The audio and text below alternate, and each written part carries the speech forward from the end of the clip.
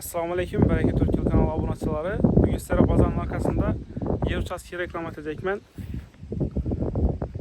Yer uchastkamiz bozorning orqasida joylashgan. Videoning oxirida to'liq manzili, narxlari aytib o'tilgan.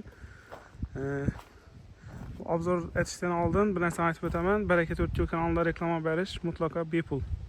Bemalol ekranda ko'rsatilgan nomerga murojaat etaverasizlar. Qo'ldan kelgancha, xudo xolasa, sizlarga foydamiz tegsa quvonamiz. Reklama qilib beramiz qo'ldan kelgancha.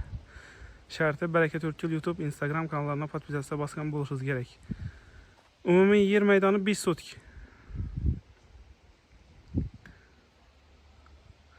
Ekranda nomerni yozib qoldiraman. Alisher bilan bemalol gaplashib, pulni kelishib olaverasizlar.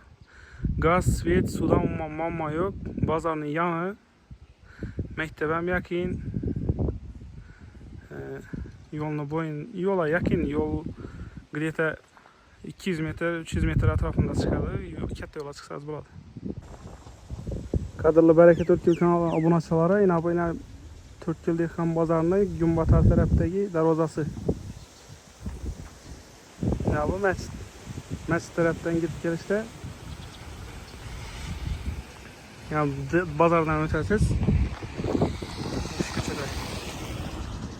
Şu tarafta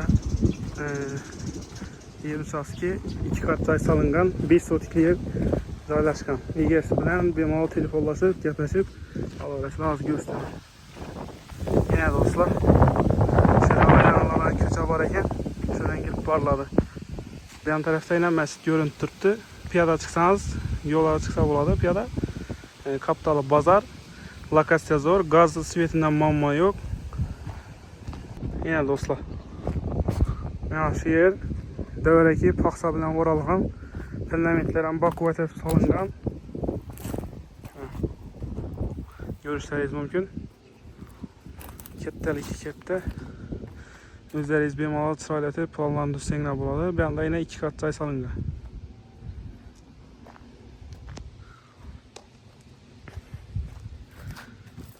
Birsi banisi, tualeti şuradan solingan ekan. Bani tualeti ham fundamentlar yaxshi etib qo'yilgan. Ko'rishingiz mumkin. Banisini ichi ham 3 etib solingan ekan. Teler pishgan karuch.